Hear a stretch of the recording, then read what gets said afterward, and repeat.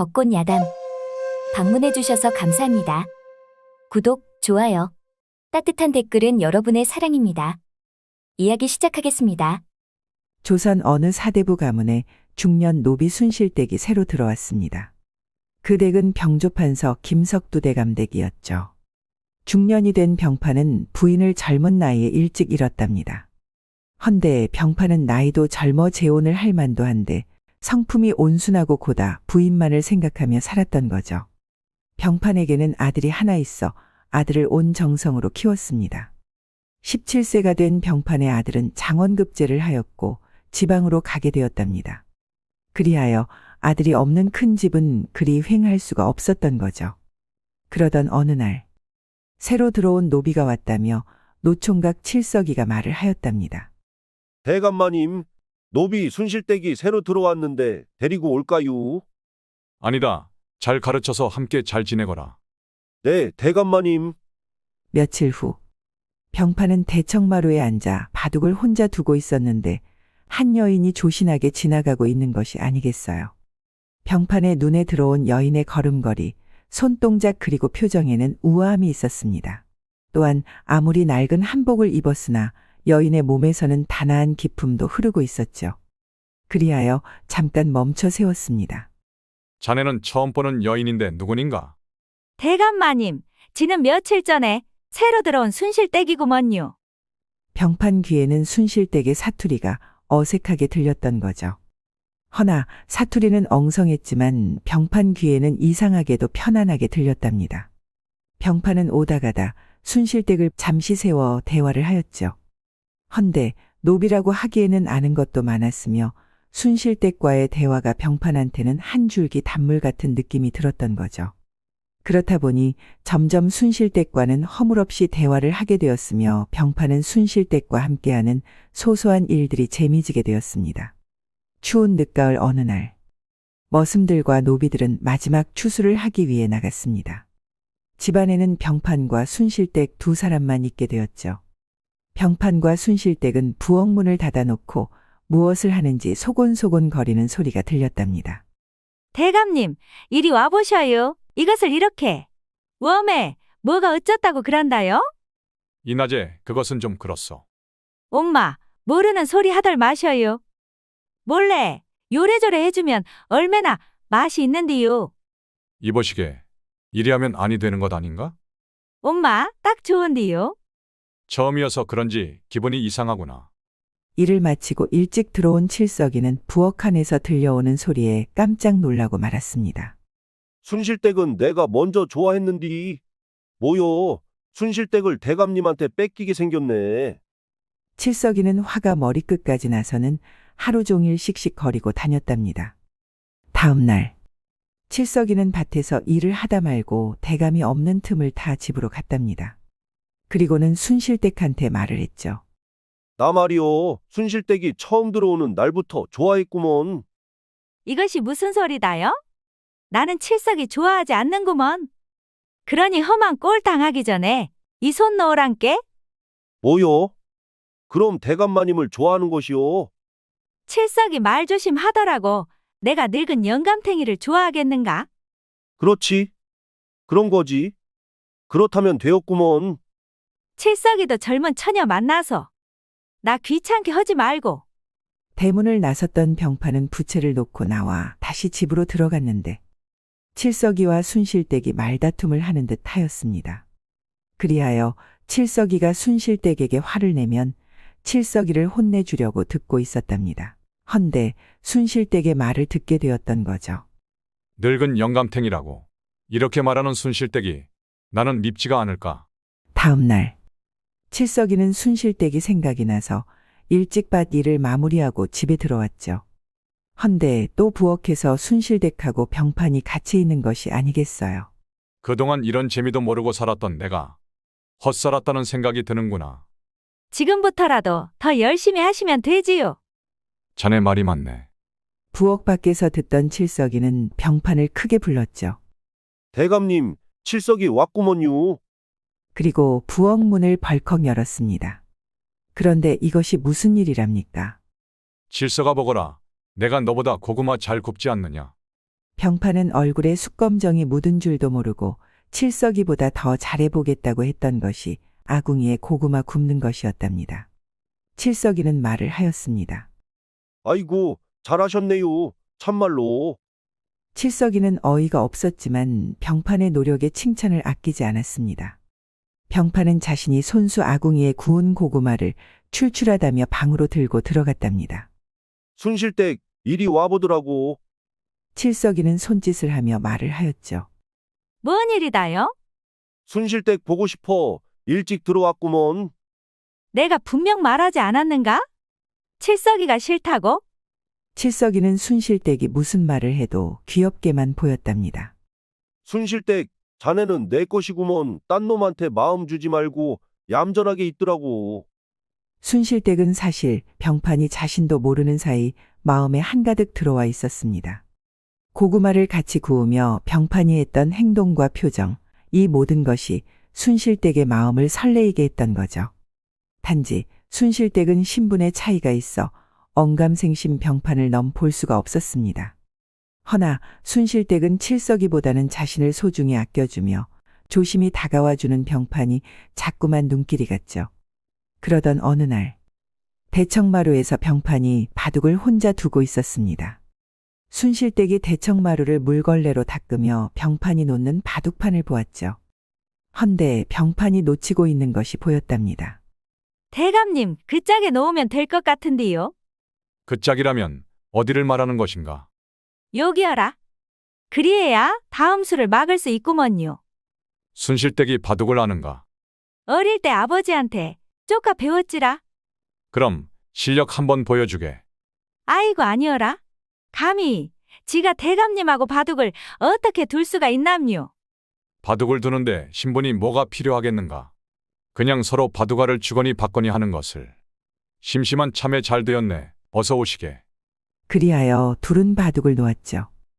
헌데 순실댁의 실력은 병판과 막상막하였던 거죠.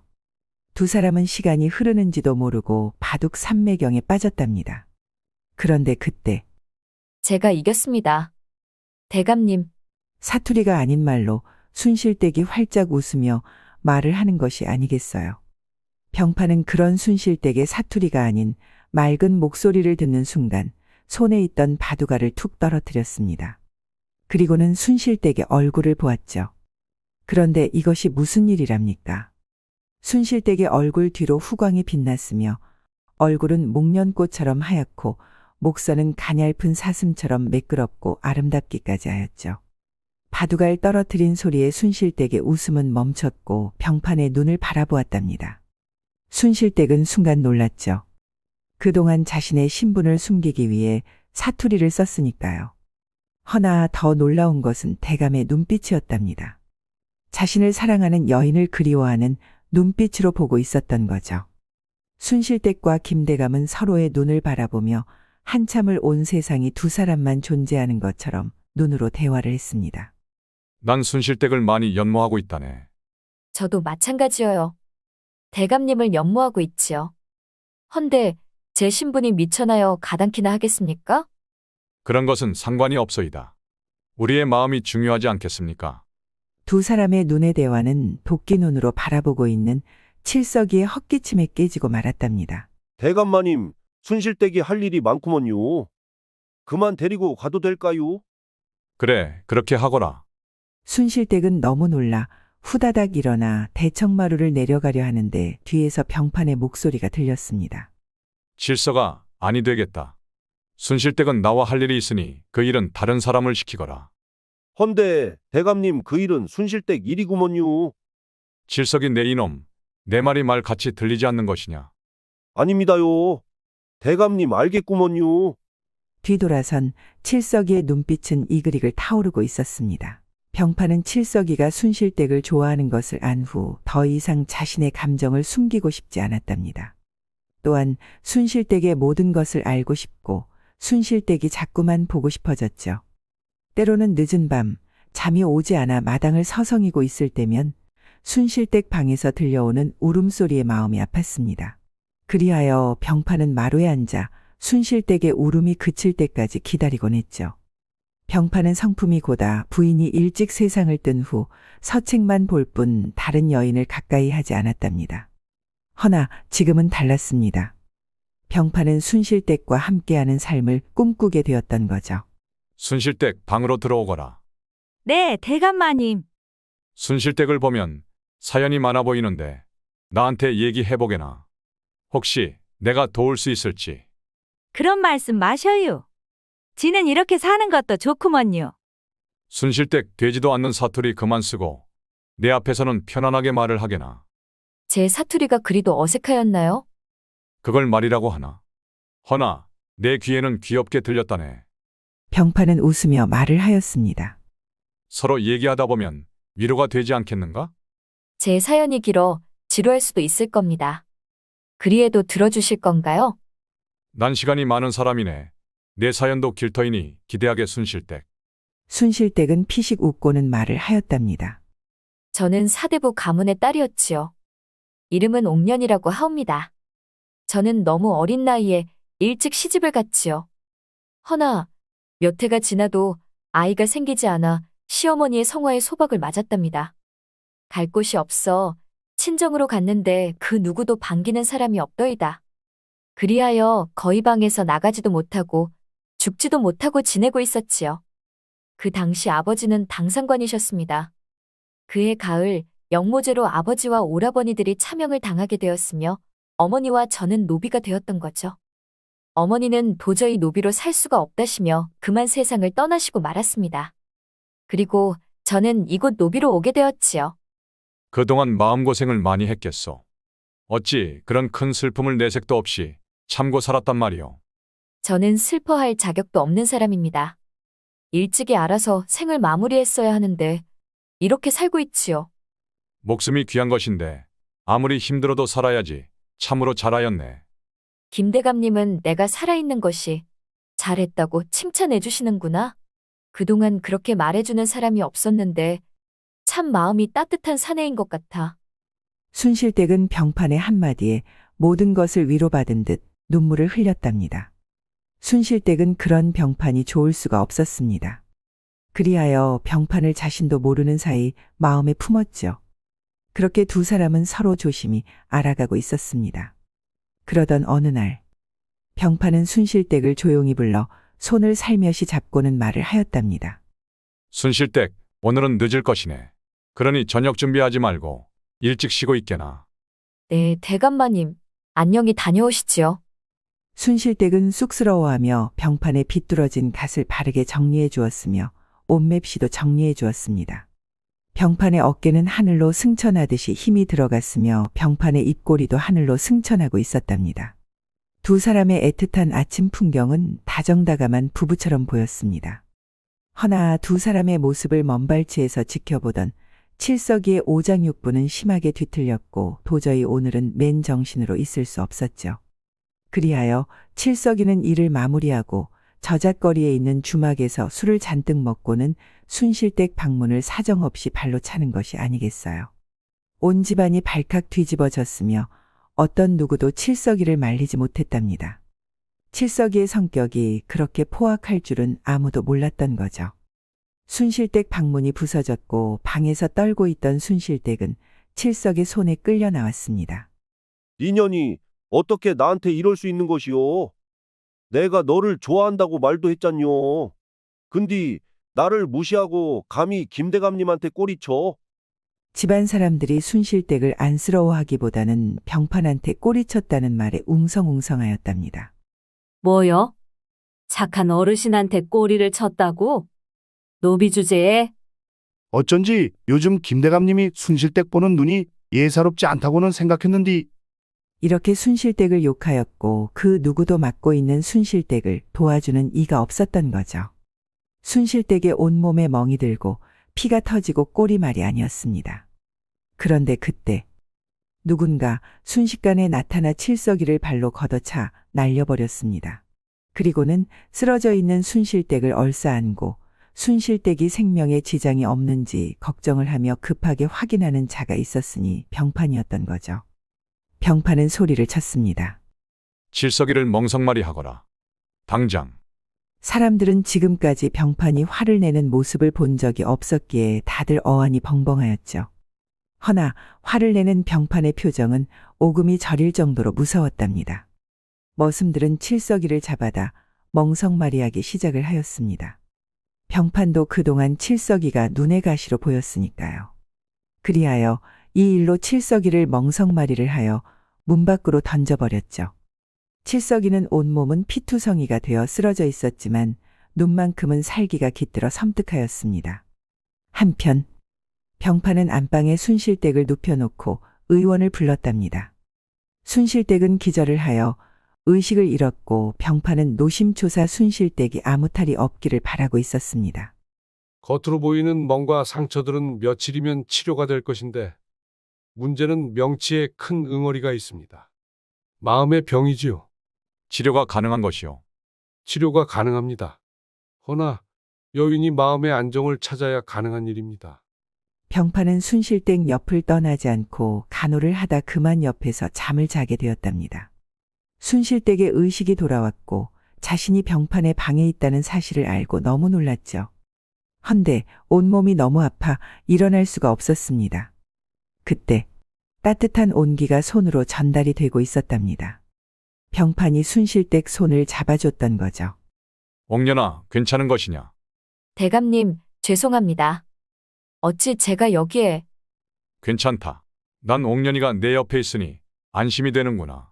많이 무섭지 않았느냐? 순실댁은 칠석이한테 맞는 순간 공포가 몰려왔고 숨을 쉴 수가 없었답니다. 순실댁은 눈을 감고 말을 하였습니다. 지금은 괜찮습니다. 허나 감은 눈에서는 눈물이 주르륵 흐르고 있었죠. 병판은 살며시 순실댁의 눈물을 닦아 주었답니다. 그리고는 순실댁에게 다가가 자신의 품 안에 넣어 안아주었습니다.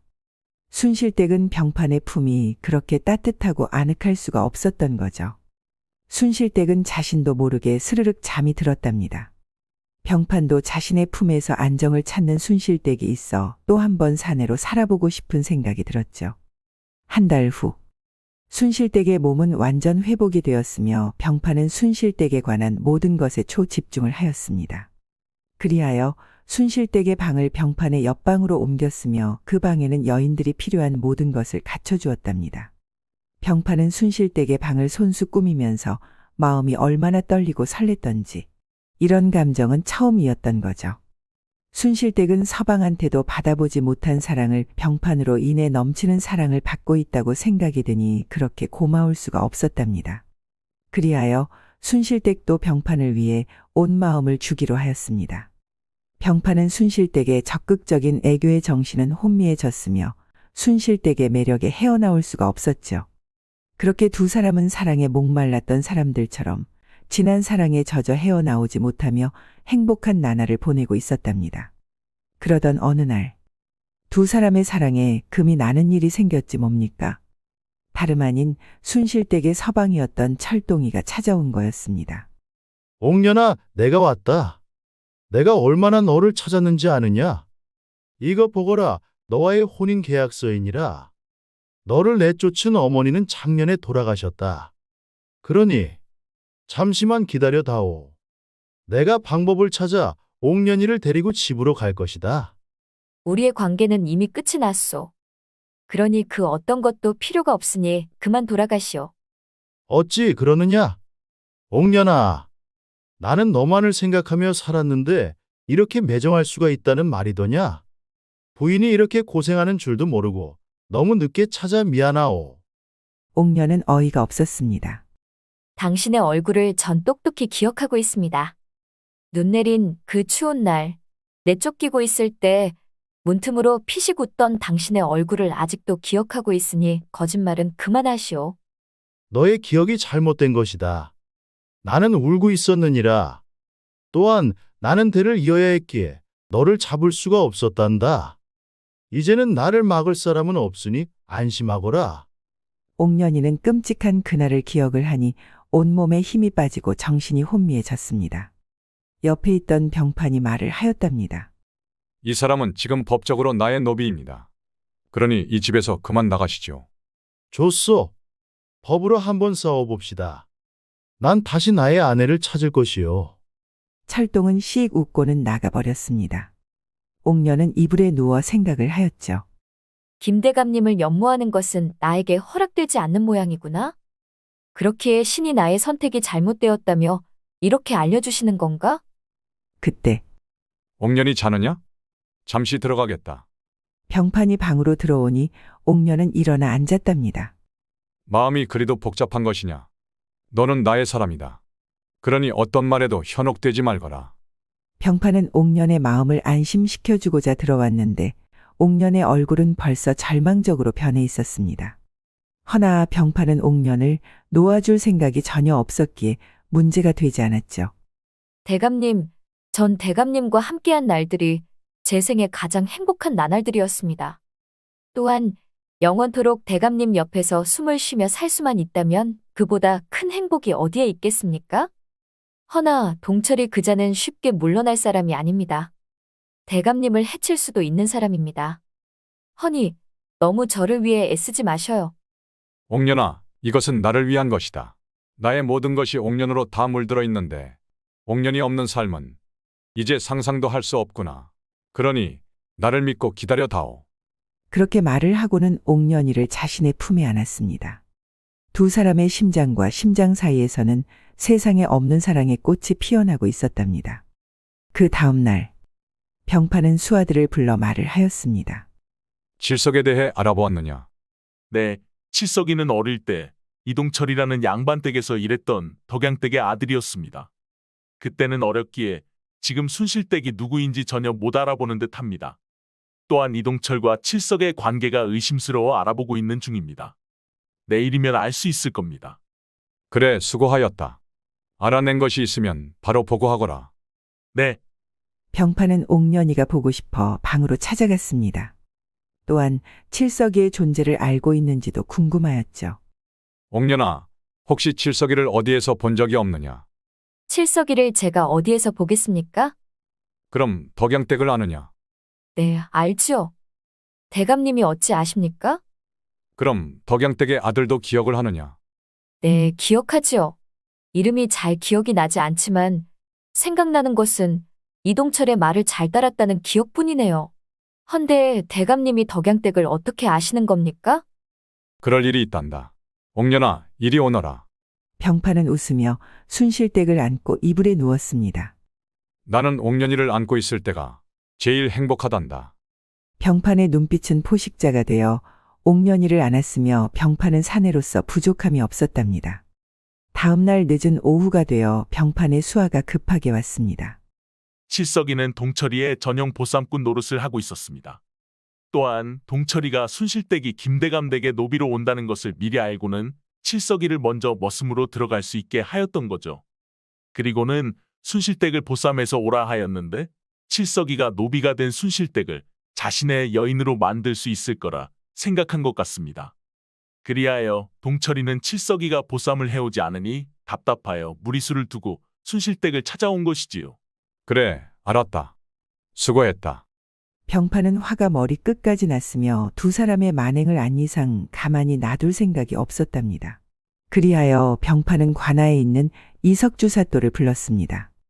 김대감님께서 저를 불러주시고 무슨 일이 있으신가요? 그래, 오랜만이구나. 그동안 여러 고을에서 여인들이 없어졌던 실종 사건 범인을 잡았느냐? 그 문제는 아직 해결이 되지 않고 있어 백성들이 불안해하고 있습니다. 그럼 이웃 고을에 사는 동철이라는 자와 우리 집 머슴 칠석이를 조사해 보거라. 그 자들이 맞을 것이다. 그렇습니까? 그 자들을 당장 잡아들여 조사를 하겠습니다. 사또는 동철이와 칠석이를 붙잡아 따로 조사를 하였는데 처음에는 모르는 일이라고 시치미를 떼었죠. 어차피 너희들이 했다는 증거는 차고 넘친다. 허나 먼저 실토하는 자에게 좀 더 가벼운 형벌을 내리려고 한다. 어찌하겠느냐? 이 말을 듣고는 누가 먼저라 할 것도 없이 자신들의 죄를 고백하였답니다. 사또는 한숨이 나왔습니다. 그들의 자백을 얻기 위한 사또의 질문이었던 거죠. 보쌈한 처녀들은 다 어디에 있는 것이냐? 섬에 있습니다요. 섬에 함께 가보았는데 여인들도 많았지만 동철의 아이들도 많았답니다. 그리하여 보쌈한 여인들에게 동석의 재산을 나눠주어 아이들을 잘 키울 수 있게 하였습니다. 또한 동철과 칠석이는 차명으로 다스려야 하나 바로 죽이는 것보다는 살면서 고통을 느끼라는 뜻으로 평생 제주도로 유배를 시켰습니다.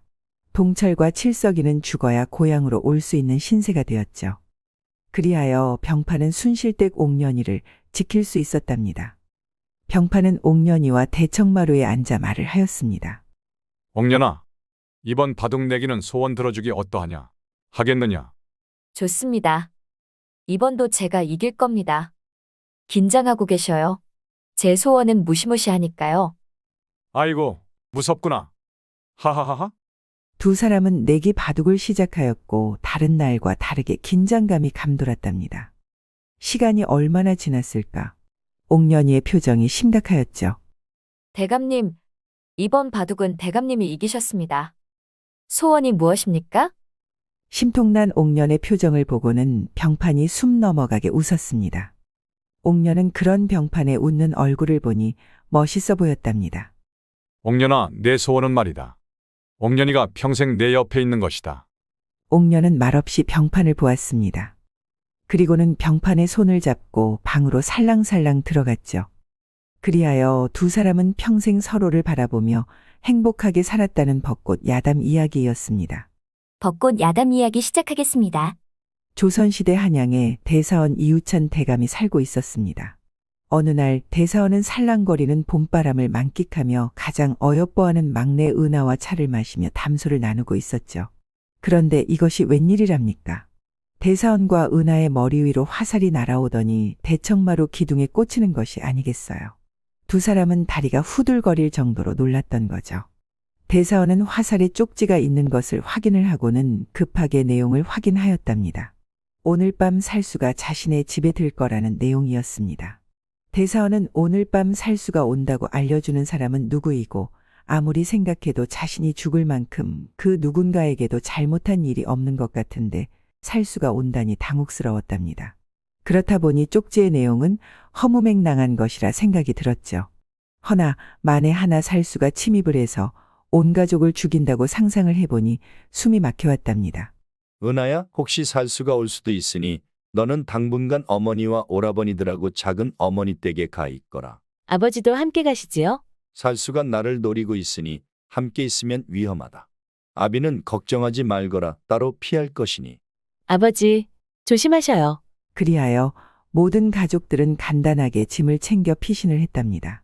대사원은 시간이 촉박하여 관아에 이 일을 알렸습니다. 대사원대감 걱정하지 마시고 피해 계시지요. 이곳은 제가 지키겠습니다. 포도대장은 심각하게 생각을 하지 않았답니다. 아무래도 누군가 물건을 훔치기 위해 장난을 친 거라 생각이 들었던 거죠. 또한 이렇게 포도대장과 무사들이 진을 치고 있는데 누가 감히 자신한테 도전할 거라고는 생각하지 못했답니다. 축시가 지나가고 온 세상은 칠흑 같은 어두움으로 바뀌었으며 바람에 스치는 나뭇가지 소리는 음산하게 들렸습니다. 그렇게 축시가 한참 지난 후 포도대장과 무사들은 긴장이 서서히 풀리고 근처에 쥐새끼 한 마리도 지나가지 않으니 시간이 더 흐를수록 포도대장은 자신의 예상이 맞았다고 단정을 하였고 무사들도 처음과 달리 긴장이 풀려져 있는 상태였답니다. 무사들은 서서히 잠이 쏟아지기 시작을 했으며 긴장이 완전 풀린 무사는 꾸벅꾸벅 졸기도 했죠. 그런데 그때 바람을 가르며 다가오는 소리가 범상치 않았으며 서서히 대사원 댁에 담을 넘어왔습니다. 헌데 살수가 한두 명이 아니었답니다. 마당으로 넘어온 살수들만 해도 10명이 넘었고 지붕 위에 대기하고 있는 살수들도 셀 수 없이 많았던 거죠. 포도대장과 무사들은 정신없이 살수들과 싸움을 하고는 있지만 살수들의 수가 워낙 많았기에 기적이 일어나지 않는 한 살아남을 수 없다 생각이 들었죠. 지붕에서 몇 명의 살수들이 내려오고는 집안 구석구석 방문을 열며 대사원을 찾았지만 벌써 대사원 가족들은 피신하여 없었던 거죠. 마당에서 살수들과 싸우는 포도대장과 무사들은 살수의 칼에 맞고 죽어갔습니다. 또한 미처 피하지 못한 노비들은 구석진 곳에 숨어 있었는데 살수들은 인정사정 없이 죽였고 어린아이들한테도 자비란 찾아볼 수 없었죠. 다음 날 조정은 난리가 났답니다. 어제 대사원의 집을 초토화시킨 살수들은 다름 아닌 악명 높기로 소문난 흑검이라는 조직이었습니다. 흑검은 극악무도한 범죄 조직으로 알려져 있으며 수많은 범죄 신고가 관아에 접수가 되었지만 단 한 번도 검거해 본 적이 없었던 거죠. 또한 살수들 중에 실력이 가장 뛰어난 자가 있었는데 마도였답니다. 더 특이한 것은 흑검에 있는 조직원들 중에 마도의 얼굴을 아는 자는 단 한 명도 없었습니다. 그렇기에 마도는 어떤 누구한테도 구속되지 않고 자신만의 삶을 살 수 있는 자유가 좋았던 거죠. 그러던 어느 날 마도는 체력 단련을 위해 산을 자주 올랐습니다. 그날은 유독 바람은 시원하였으며 새소리와 나뭇가지 스치는 소리가 좋을 수가 없었죠. 그리하여 기분도 날아갈 듯 좋아 무아지경으로 산을 뛰어 올라갔던 거죠. 헌데 자신의 행복한 시간을 방해하는 여인의 비명소리가 계속해서 들리니 짜증이 났답니다. 신경을 쓰지 않으려 해도 여인의 목소리가 더 가깝게 들려오니 더 신경이 쓰였던 거죠. 그리하여 여인의 목소리를 조용히 시킨 후 남은 체력 단련을 계속할 계획이었죠. 그리하여 전속력으로 뛰어 여인의 소리가 들리는 곳에 당도하였습니다. 헌데 왈패 여러 명이 절의 공양드릴 쌀을 훔치다 못해 여인들까지 희롱하려고 하니 마도 입장에서는 하찮아 보였답니다. 마도는 왈패들한테 말을 하였죠. 왈패들아, 좀도둑이면 쌀이나 훔쳐가면 그만인 것을 여인까지 희롱하려고 하느냐. 뭐요? 니놈은 상관하지 말고 가던 길 가더라고. 나도 바쁜 몸이라 이럴 시간이 없는데 너희들이 나의 길을 방해하니 어쩌겠느냐. 해결을 해야지. 이돈 보게, 우리가 누구인 줄 알고 깝죽거리는 것이냐? 그런 너희들은 내가 누구인 줄 알고 이리도 겁도 없이 덤비는 것이냐. 내가 시간이 없으니 다 덤비거라. 왈패들은 몸이 간질간질했었는데 손봐줄 사람이 있어 신나게 놀아볼 생각으로 덤볐답니다. 그런데 이것이 웬일이랍니까? 마도는 검을 꺼내지도 않고 검집으로만 싸우는데 왈패들이 하나둘씩 힘없이 쓰러져 나가 떨어지는 것이 아니겠어요. 마도의 검은 바람을 타고 아주 가볍게 움직였지만 왈패들한테 닿은 힘은 왈패들을 날려버리고 있었습니다. 또한 마도의 절도 있는 몸짓은 검춤을 추는 듯 보였던 거죠. 그리하여 왈패들은 겁을 잔뜩 먹고 무릎을 꿇고 손이 발이 되도록 빌었답니다. 귀찮으니 어서 가거라. 다음 일랑 사람은 건들지 말거라. 왈패들은 꽁무니를 빼고 불이 나게 달아나 버렸답니다. 왈패들이 모두 도망가자 마도는 묶인 여인들의 밧줄을 풀어주고는 귀찮다는 듯이 말을 하였습니다. 젠장, 내가 예상했던 것보다 더 시간이 지체되었구나. 그렇게 짜증 섞인 말투로 혼잣말을 투덜거리고 있었는데 한 여인이 말을 하였죠. 도령님, 도와주셔서 감사합니다. 이 은혜 어떻게 갚아야 할런지요? 마도는 그 여인의 묶인 밧줄을 풀면서 무심코 여인을 바라보다 눈이 마주치고 말았습니다. 헌데 밧줄을 풀던 마도의 손이 갑자기 멈추고는 여인을 뚫어져라 보았답니다. 여인은 민망하여 고개를 돌렸죠. 여인의 눈동자는 맑고 깨끗한 호수와도 같았던 거죠. 마도는 자신도 모르게 여인의 눈동자에 빨려 들어가는 것 같아 눈을 뗄 수가 없었습니다. 아마도 첫눈에 반한 듯 보였죠. 마도는 옆에서 지켜보던 여인의 어머니가 말하는 소리에 정신을 차릴 수 있었습니다. 은하야? 다리를 다친 것이냐? 어디 보자꾸나. 어머니 괜찮아요. 살짝. 애구머니나. 마도는 무슨 큰일이 난 것처럼 여인을 번쩍 안아 바위에 올려놓고는 꽃신과 버선을 벗기는 것이 아니겠어요. 마도의 갑작스러운 행동에 모두 넋을 놓고 쳐다보고만 있었답니다. 헌데 발목이 붉게 변한 것이 아니겠어요. 마도는 자신이 다친 것처럼 안쓰러운 표정을 짓고 있었답니다. 그런데 그때 푸아, 간지럽습니다. 제발인데 도령님이 아파하시는 표정을 지으시니 웃음이 나옵니다. 은하는 그런 모습이 싫지 않았습니다. 마도는 웃는 은하를 올려다보니 웃는 얼굴은 선녀처럼 보였답니다. 어디로 가시던 길이셨나요? 절에 가고 있었습니다. 가마꾼도 도망을 갔으니 제가 그곳까지 함께 가겠습니다. 그리고는 은하를 덥석 없는 것이 아니겠어요. 여인을 돌처럼 봤던 자신이 처음 만난 여인 앞에서 속수무책으로 정신을 못 차리는 자신이 어이가 없는데 등에 업힌 은하는 자신의 두 봉우리가 무슨 짓을 하고 있는지도 모른 채 마도의 등에 바짝 붙어 안도를 하고 있었답니다. 은하는 마도의 넓은 등에 엎여 있으니 이제 무섭지 않았죠. 왈패들이 나타나 호위무사를 죽였으니 처음 겪은 일이라 무서워도 너무 무서웠던 거죠. 헌데 마도가 나타나 왈패들을 한 번에 물리쳐주고 발을 다쳐 움직이지도 못하는 자신을 위해 업어주는 다정다감한 마도가 궁금하였답니다. 마도의 등에 얼굴을 묻고 그만 잠에 들고 말았답니다. 마도는 등에서 은하가 자고 있는지 은하의 쌕쌕거리는 숨소리가 귀엽게 들렸습니다. 마도는 절에 도착을 하여 방에 은하를 눕혔죠. 자는 은하의 모습은 아기 고양이처럼 여리고 예뻤답니다. 마도는 밖으로 나와 은하의 어머니한테 물어보았습니다. 혹시 어느 댁 부인이신지요? 저는 대사원 대감의 아내이고 은하는 딸이지요. 마도는 부인의 소리를 듣고 놀라지 않을 수가 없었답니다. 흑검의 살생장부에 기록되어 있던 대사원 대감의 여식이었던 거죠. 마도의 마음은 혼란스러웠답니다. 마도가 죽여야 하는 대상이 자신의 마음을 뒤 흔들어 놓은 여인의 아버지라는 것이 믿기지 않았습니다. 도령님의 조남이 무엇입니까? 기회가 된다면 꼭 오늘의 은혜를 갚고 싶습니다. 아닙니다. 당연한 일이지요. 은하낭자한테 인사 못하고 가니 잘 말해 주십시오. 은하가 많이 서운할 것 같습니다. 인연이 있다면 다시 만나지 않겠습니까? 마도는 은하와 헤어진다고 생각하니 쉽게 발걸음이 떨어지지 않았습니다. 마도는 양반의 서자 출신이었죠. 아버지는 조정 당상관에 있는 김두연 대감이었으며 술에 취한 김 대감은 처녀인 어머니를 겁탈하여 생긴 아이가 마도였던 거죠. 또한 집안에서는 처녀가 아이를 가졌다는 이유로 동네 부끄럽다며 배가 나오기 전 아무도 모르게 먼 곳으로 내쫓았답니다.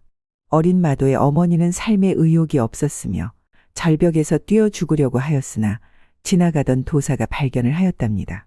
쯧쯧쯧. 이럴수록 독하게 마음을 먹고 살아야지. 뱃속의 아이는 죄가 없지 않는가? 생긴 것이 죄지요. 이 아이의 아비도 제 부모님도 이 아이로 인해 저를 버렸습니다. 마도의 어머니는 너무 어린 나이에 배신의 감정을 알게 되었던 거죠. 그리하여 마도의 어머니는 슬픔에 젖어 하루하루를 힘겹게 지내다 아이를 낳고 깊은 병에 죽고 말았답니다. 도사는 어린 마도를 보고 말을 하였습니다. 내가 너한테 해줄 수 있는 것은 무예를 가르쳐 주는 것뿐이구나. 또한 너의 마음에는 어머니의 증오심이 숨어 있으니 무예를 어떻게 쓸 건가는 너의 마음에 달려 있다. 그렇게 마도는 도사님께 무예를 배우며 무럭무럭 자랐습니다. 헌데 마도가 청년으로 성장할수록 마도의 칼끝에는 냉정함이 더 강해졌죠. 그리하여 죽음 앞에서는 어떤 망설임도 없이 차가웠답니다. 도사는 그런 마도가 걱정이 되었지만 그것 또한 마도의 운명이라 생각을 하였죠. 단 마도에게 단 한 번의 귀인이 찾아오는데 그 또한 마도의 의지에 달려 있었습니다. 마도가 결심하고 운명의 상대로 만든다면 새로운 사람으로 거듭나는 동시에 나라에 필요한 인재가 되어 이름을 전국에 알리는 장군이 되는 운명도 가지고 있었답니다. 헌데 운명의 상대를 거부한다면 마도는 걷잡을 수 없는 악귀 같은 존재가 되는 거였죠. 한편 마도는 절에서 나왔지만 은하가 눈에 아른거려 발걸음이 떨어지지 않았던 거죠. 마도는 태어나서 처음 느껴보는 사랑의 감정이 소중하게 느껴졌습니다. 허나 마도도 말 못하는 두려움이 있었답니다. 다름 아닌 어머니처럼 아들이 버거워 돌아가셨기에 은하도 자신이 버거워 떠날까봐 무서웠던 거죠. 그리하여 먼발치에서 은하의 안전을 지켜보는 걸로 연모의 마음을 달랬습니다. 마도는 은하가 일어나 잘 걷는 것을 보고 안심을 하였으며 누군가를 찾는 듯 두리번거리는 모습을 보았을 때는 마음이 찡하게 울려왔답니다. 자신을 찾는 듯 보였으니까요. 그리하여 은하를 보면 볼수록 마도의 사랑은 끝없이 깊어만 갔죠. 마도는 은하와 어머니가 절에서 나와 집에 안전하게 들어가는 것까지 지켜보고는 집으로 무거운 발걸음을 옮길 수 있었습니다. 한편 흑검의 조직원들이 달에 한 번 모여 다음 처리할 임무를 정했죠. 조직원들은 모두 탈을 쓰고 입장을 하였기에 서로를 알 수 없었답니다. 다음은 누구를 처단해야 합니까? 조정의 실세 김두연 대감이 의뢰한 건을 먼저 처리를 해야 한다. 표적은 대사원이고 모레 처리를 할 것이다. 마도는 김두연 대감이 은하의 아버지 대사원을 살해 의뢰를 했다고 하니 머리는 복잡하여 터질 것만 같았습니다. 그도 그럴 것이 김두연 대감은 마도의 아버지였으니까요. 어머니가 돌아가시며 아버지의 존재를 알려주었고 복수를 해달라는 유언이 있었답니다. 마도는 더 이상 흑검의 조직원으로 있을 이유가 없어졌습니다. 김두연 대감의 편에 서서 은하의 아버지 대사원을 죽일 생각만으로도 끔찍했으니까요. 그리하여 마도는 화살에 쪽지를 써서 대사원에게 사실을 알렸죠. 헌데 마도는 대사원의 동태를 살피니 은하와 어머니 그리고 두 아들은 안전한 곳으로 피신을 하였지만 정작 본인은 피하지 않고 있는 것이 아니겠어요. 그리하여 대사원을 아무도 모르는 안전한 곳으로 피신을 시켰습니다. 대감님, 이곳은 안전하나 어떤 경우에도 밖으로 나오시면 아니 됩니다. 흑검은 표적에 죽을 때까지 끝을 내지 않습니다. 고맙네. 자네의 은혜를 어찌 갚아야 할지. 아닙니다. 살아 계시는 것이 은혜의 보답입니다. 그렇게 말을 하고는 눈 깜짝할 사이에 사라져 버렸답니다. 대사원은 어두운 곳에 혼자 남아 자신의 죽음을 의뢰한 사람이 누구일지 곰곰이 생각을 하였죠. 내가 죽으면 이익을 보는 사람이 누구일까?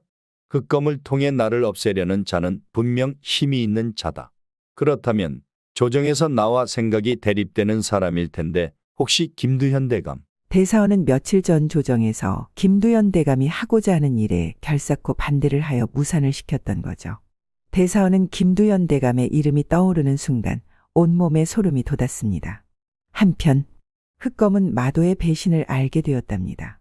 무슨 이유로 대사원을 빼돌렸는지 알 수는 없었지만 흑검에서 제일 으뜸이었던 살수 마도가 갑자기 돌변한 것은 그만한 사연이 있을 것이라 생각이 들었던 거죠. 허나 사연은 중요하지 않았습니다. 그리하여 흑검을 배신한 마도를 이유 상관없이 죽여야만 했던 거죠. 허나 서해 번쩍동에 번쩍 번개처럼 움직이는 마도를 잡을 길이 없었죠. 또한 흑검에서 마도를 이길 자도 없었기에 마도를 잡겠다는 것은 죽겠다는 말과 같은 말이었답니다. 그리하여 마도에게 미끼를 던져 스스로 찾아오게 만든다면 승산은 있다고 두목은 생각했습니다. 이번 일로 대사원과 연결고리가 있다고 생각이 드니 대사원 또는 대사원 가족을 미끼로 유인한다면 스스로 찾아올 거라 예상이 되었던 거죠. 대사원의 집에는 왕이 보낸 수많은 병사들이 지키고 있었고 더 이상 살수들의 침입은 없을 거라 생각이 되어 모든 가족들이 집으로 왔답니다. 그러던 어느 날 밤하늘에는 보름달이 떠 있고 수많은 별들은 쏟아질 듯 밝게 빛나고 있었습니다. 축시에서 인시로 넘어갈 때쯤 몇십 명의 살수들이 담을 넘어 쳐들어오는 것이 아니겠어요. 병사들은 졸다 마른 하늘에 날벼락이 떨어진 듯 갑작스러운 습격에 혼비백산이 되어 있었죠. 병사들이 살수의 칼을 맞아 비명과 피를 토해내며 쓰러져 죽어가고 있었습니다. 대사원의 집은 순간 초토화가 되어버렸으며 몇 명의 살수들은 대사원과 대사원 여식을 기절을 시켜 어디론가로 데리고 갔죠. 새벽을 알리는 닭의 울음소리가 들리고 서서히 동이 트고 날이 밝아왔죠. 대사원의 집은 시체가 처참한 모습으로 나뒹굴고 이 소식은 그 고을에 퍼져나갔답니다. 그리하여 마도 귀에도 대사원과 은하가 납치된 사실을 뒤늦게 알게 되었죠. 마도는 제 정신이 아니었습니다.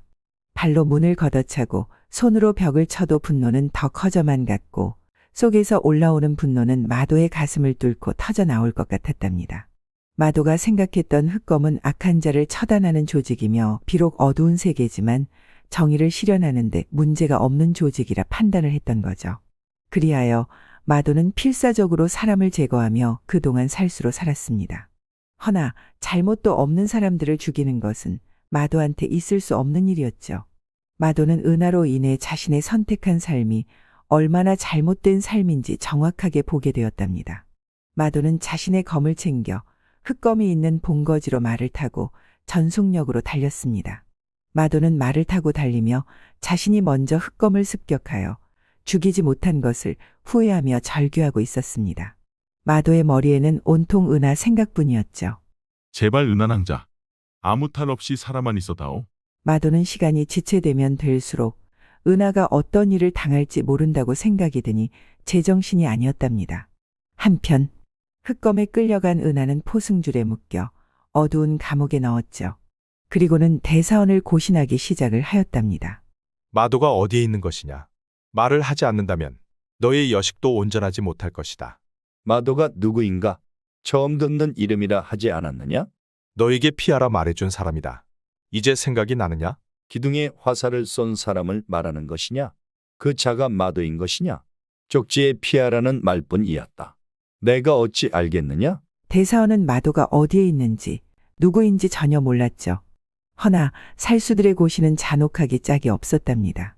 그것을 지켜보는 은하는 목 놓아 울며 그만 멈추라 말을 하였지만 그 누구도 들어주지 않았습니다. 그리하여 대사원은 점점 의식을 잃고 쓰러지기 직전이었던 거죠. 그런데 그때 살수들이 득실거리는 본거지로 뛰어든 마도의 몸은 성난 호랑이 같았으며 마도의 칼날은 호랑이의 날카로운 이빨을 심어놓은 듯 살수들을 갈기갈기 찢어놓았답니다. 폭풍처럼 몰아치는 마도의 칼날은 서늘했으며 자비란 찾아볼 수가 없었습니다. 그동안 살수들은 마도의 검 실력이 으뜸이라는 것을 알고는 있었지만 한 번도 본 적은 없었죠. 헌데 마도의 칼날을 바라보고 서 있는 살수들은 오금이 저릴 정도로 두려웠답니다. 허나 살수들은 마도가 이렇게 화가 난 이유도 모른 채 속수무책으로 죽어가고 있었습니다. 얼마나 시간이 지났을까? 분노로 들끓던 마도의 검이 정신없이 휘몰아쳤고 서서히 느려지고 있을 때 단 한 사람 흑검의 두목만 남아 있었죠. 두목의 팔과 다리에는 이미 깊은 칼자국으로 마도 앞에 무릎을 꿇고 있었답니다. 마도, 죽기 전에 우리를 배신한 이유를 알아야겠다. 난 배신한 적이 없다. 이것이 배신이 아니고 무엇이냐? 내가 알고 있는 흑검은 악행을 저지르는 자들을 처단하는 조직이어야 했다. 헌데 두목의 초심이 어떻게 변질이 되었는지 두목의 눈으로 똑똑히 확인하거라. 대사원과 대사원의 여식이 어떤 잘못을 한 것이냐? 두목은 말을 하려고 입을 뻥긋하였으나 그들에게는 아무런 잘못이 없었습니다. 단지 이 나라의 실세 김두현 대감의 의뢰였기에 죽여야 했던 거죠. 그제야 자신이 변질된 사실을 죽기 전 알게 되었답니다.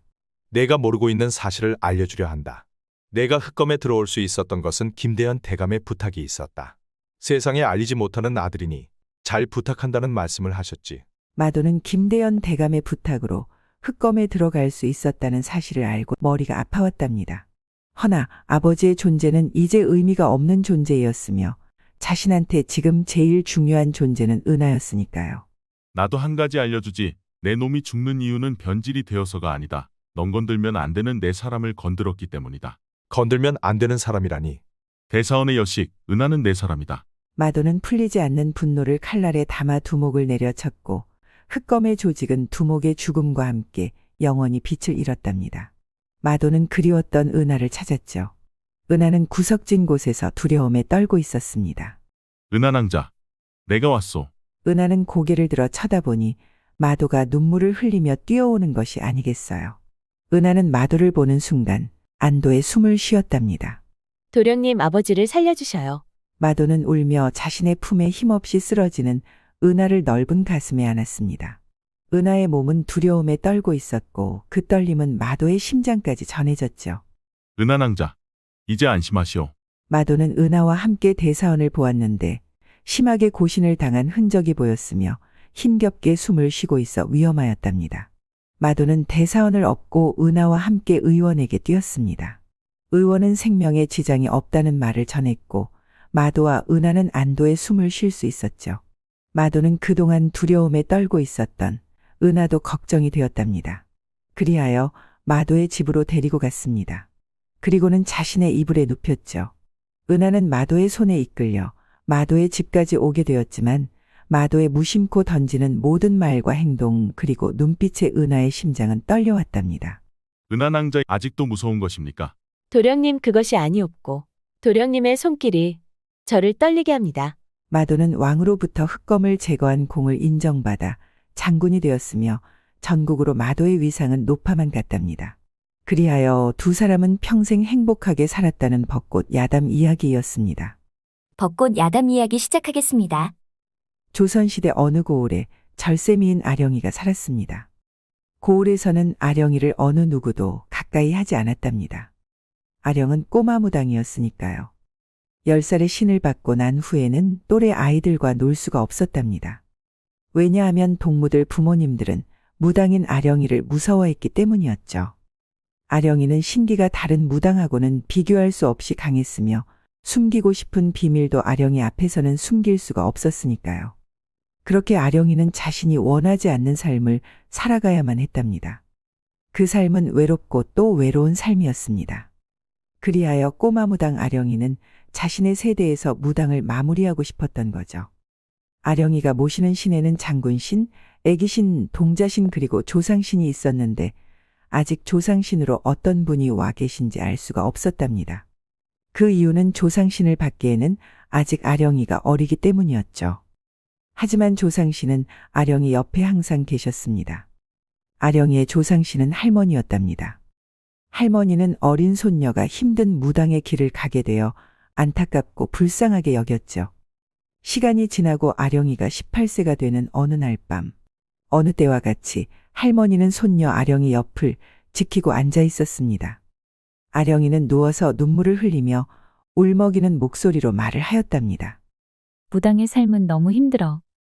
평범한 여인으로 살고 싶은데 이 삶을 끝낼 수 있는 방법이 있을까? 옆에서 듣고 계시던 할머니는 손녀딸의 마음을 누구보다도 잘 알고 있었던 거죠. 할머니도 자신 세대에서 무당의 삶을 끊어내고 싶었지만 방법을 찾지 못했던 거죠. 그리하여 할머니는 신의 뜻을 거스르고자 마음을 먹었습니다. 헌데 무당의 삶을 일반인의 삶으로 바꾸기 위해서는 큰 무언가를 포기해야만 얻을 수 있었답니다. 하지만 무엇을 포기해야 되는지는 그 누구도 알 도리가 없었던 거죠. 어느 날 밤 아령이는 꿈을 꾸었답니다. 어느 깊은 산길을 걸어가는데 아담한 초가집 굴뚝에서 연기가 피어오르고 있었죠.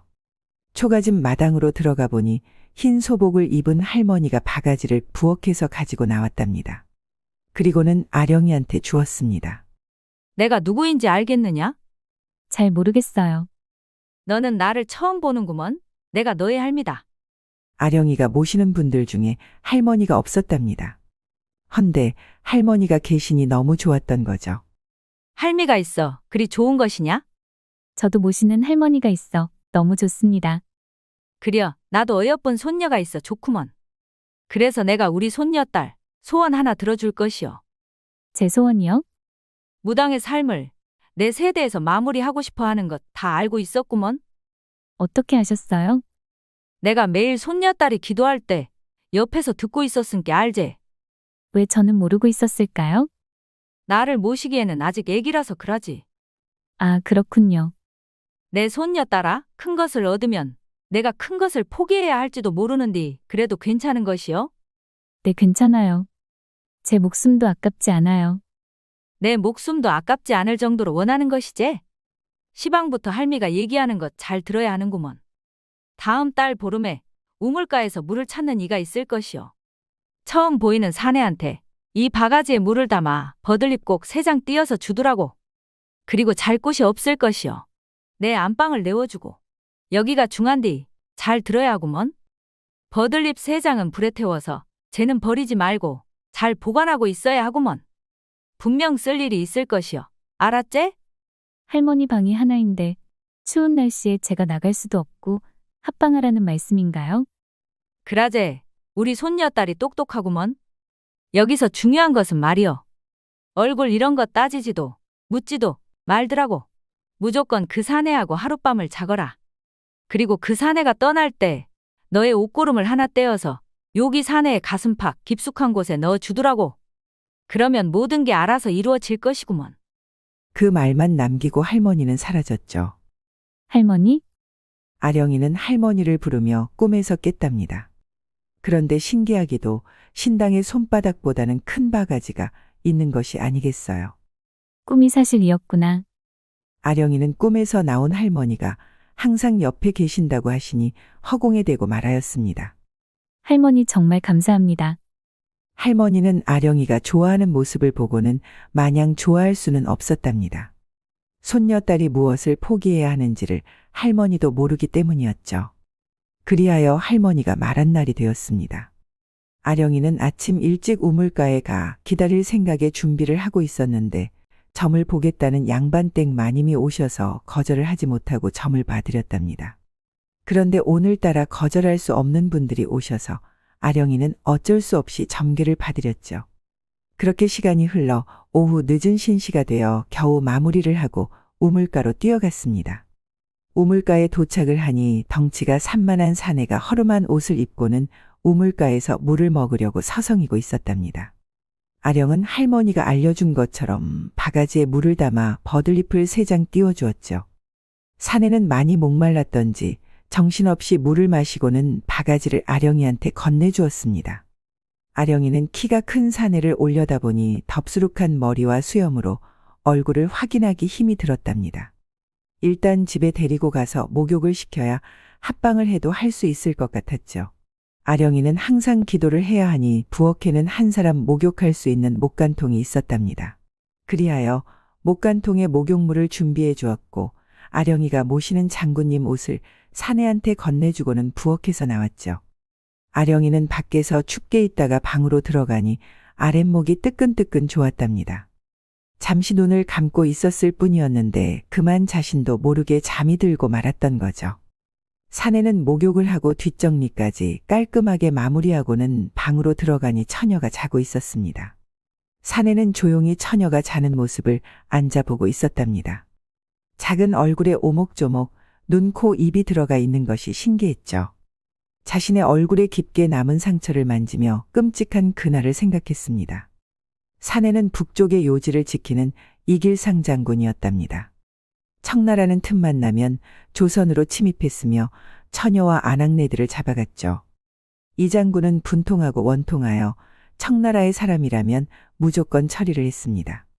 하지만 끊이지 않는 침입에 지쳐갈 쯤 연모했던 여인이 청나라에 끌려갔다는 소리를 듣게 되었답니다. 그리하여 이 장군은 미치광이가 되어 더욱 더 칼을 휘둘리고 다녔죠. 그러던 어느 날 이 장군은 날아오는 활의 얼굴을 맞고 높은 절벽에서 밑으로 떨어지고 말았습니다. 절벽으로 떨어진 이 장군은 자신이 살았는지 죽었는지 사경을 헤매고 있을 때 누군가가 와서는 이 장군을 부르는 듯 했죠. 그 이후로 기억이 나지 않았답니다. 정신을 차려보니 깊은 산에 위치한 절이었습니다. 온몸은 마비가 된 것처럼 움직일 수가 없었죠.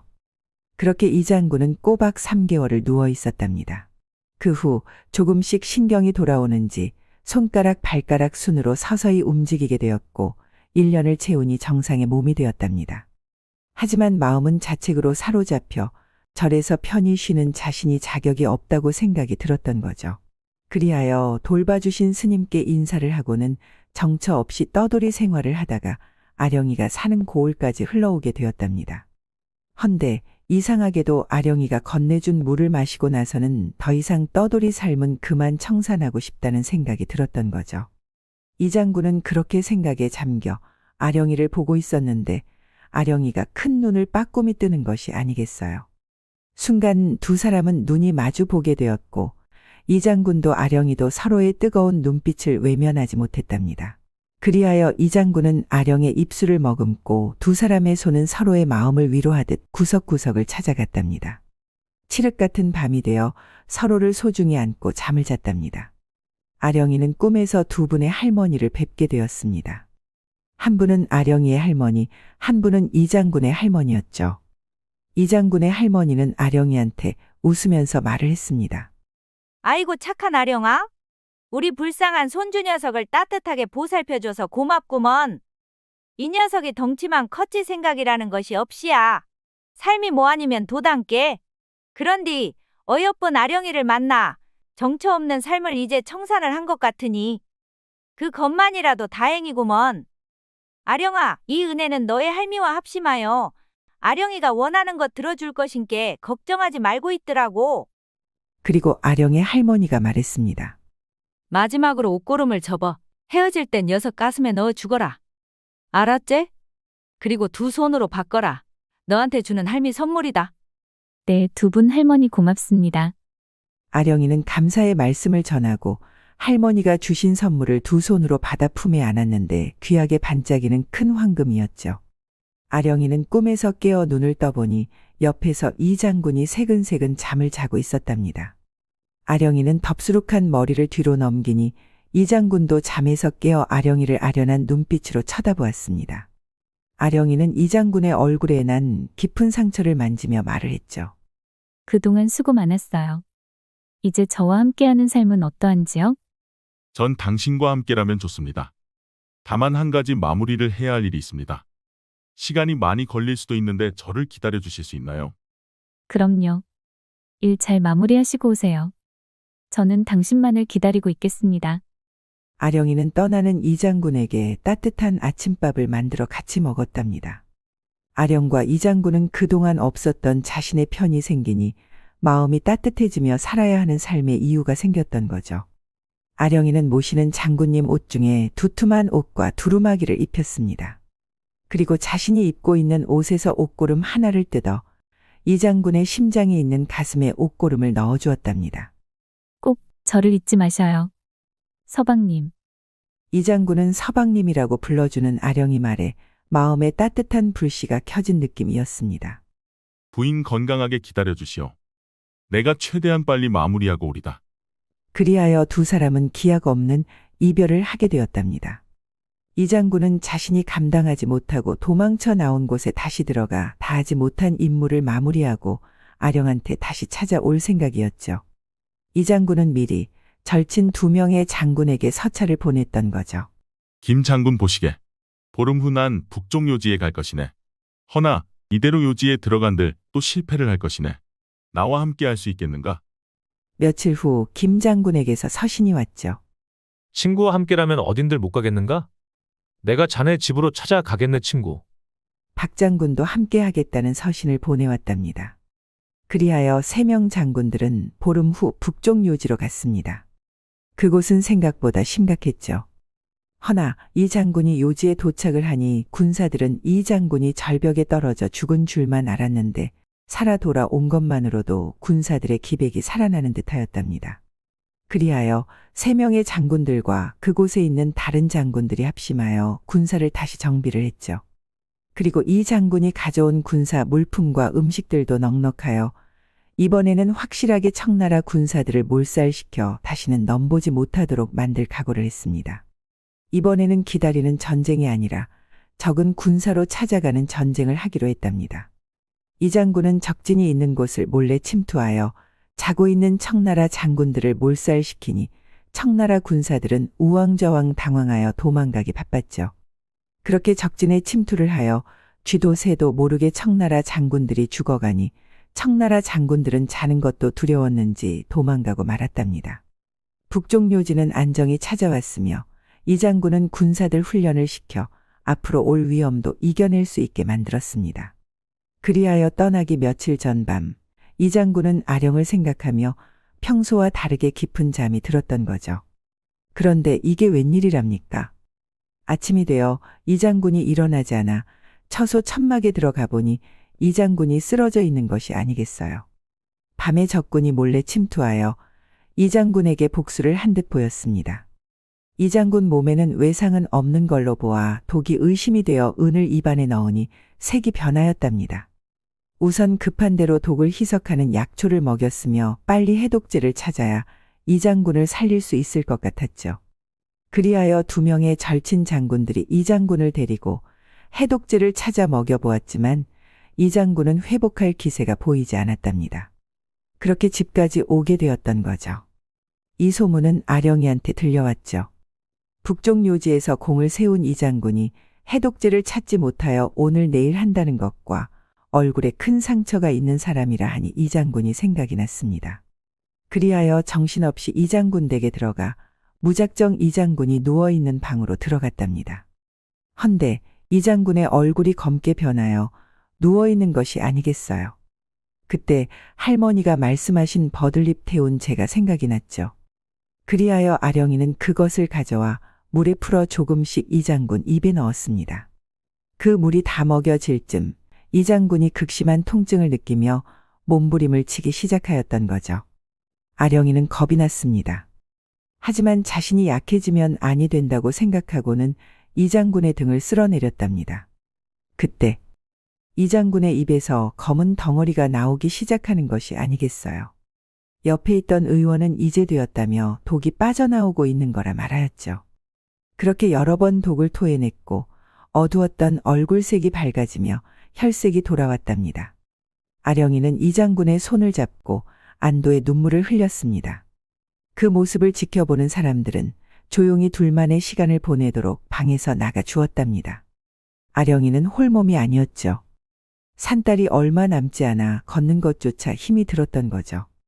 그리하여 이 장군 옆에 누워 같이 잠이 들었습니다. 얼마나 자고 있었을까? 아령이는 눈을 뜨고 이 장군을 보았는데 자리에 없는 것이 아니겠어요. 그래서 배를 안고 밖으로 나가보니 이 장군이 마루에 앉아 하늘을 바라보고 있었습니다. 서방님 이렇게 일어나시어 다행입니다. 제가 얼마나 걱정한 줄 아셔요? 헌데 이 장군이 아령이를 보고는 말하였습니다. 누구신데 저희 집에 있는 것이요? 서방님? 저를 몰라보시는 겁니까? 난 당신의 서방이 아니요. 난 부인이 있소이다. 부인의 이름이 무엇인가요? 아령이요. 그러니 당신의 서방은 다른 곳에서 찾으시오. 제가 아령이 집에 모셔다 드릴까요? 아령이 집을 아시오? 그리하여 아령이와 이 장군은 함께 아령이 집으로 갔습니다. 맞소. 여기요. 부엌에서 목욕을 하고 방에 들어가니 어여쁜 아령이가 자고 있었지. 그때 어찌나 아름답던지. 이 장군님 방에 들어가 계시지요? 아령이는 밥을 준비하여 상을 들고 방으로 들어갔습니다. 이 장군은 아이를 가진 아낙네가 무거운 것을 들고 오니 일어나서 상을 받아주었습니다. 식사를 먼저 하시고 계시지요? 아령이가 오려면 시간이 걸릴 듯합니다. 상에는 밥과 시래기국과 계란찜 그리고 고사리 나물이 있었죠. 이 장군은 시래기국을 한 수저 입에 넣으니 익숙한 맛이었습니다. 내가 먹어본 맛이요. 그때 머리에 통증이 오면서 옛 기억이 차츰 살아나고 있었던 거죠. 이 장군은 아령이와 함께했던 모든 것들이 생각이 났습니다. 이 장군은 떨리는 마음으로 아령이를 단숨에 안았답니다. 아령이는 이 장군의 품에 안겨 펑펑 울었죠. 자신을 못 알아보는 이 장군이 야속하였기도 했고 이대로 자신을 못 알아볼까봐 겁도 났던 거죠. 미안하오 부인. 내가 제정신이 아니었나 보오. 내가 어찌 부인을 잊고 있었다는 것이 믿어지지 않을 뿐이요. 서방님이 이렇게 저를 기억해 주셨으니 이제 되었습니다. 이 장군은 아령이를 방에 앉게 하고는 두 손을 잡고 아령이의 배를 보았죠. 서방님 아이입니다. 처음 함께한 날 아이가 생겼지요. 이제 산딸이 얼마 남지 않았답니다. 이 장군은 아령이의 배에 입을 대고는 말을 하였습니다. 아가야, 내가 너의 아버지이니라. 그렇게 말하니 배가 움직이는 것이 아니겠어요. 이 장군은 신기하고 너무 놀라 배에 귀를 대고 손으로 만졌습니다. 다시 한번 아버지라고 말을 하니 이번에도 움직이며 아버지를 반기는 듯하였답니다. 그때 아령이는 진통이 시작되었죠. 이 장군은 어떻게 해야 할지 몰라 안절부절 못하고 있었는데 아령이가 침착하게 말을 하였습니다. 옆집에 가서 산파 할머니를 불러주세요.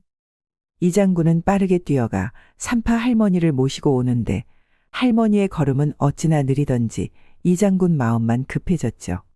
어르신 빨리 좀 걸으시지요. 부인이 죽을 듯이 아파합니다. 이놈아, 아픈 것은 당연한 것이고 덩치는 산만한 것이 겁은 왜 이리 많노? 아기가 나오려면 아직 멀었은께? 일단 솥에 물을 끓여놓기나 혀.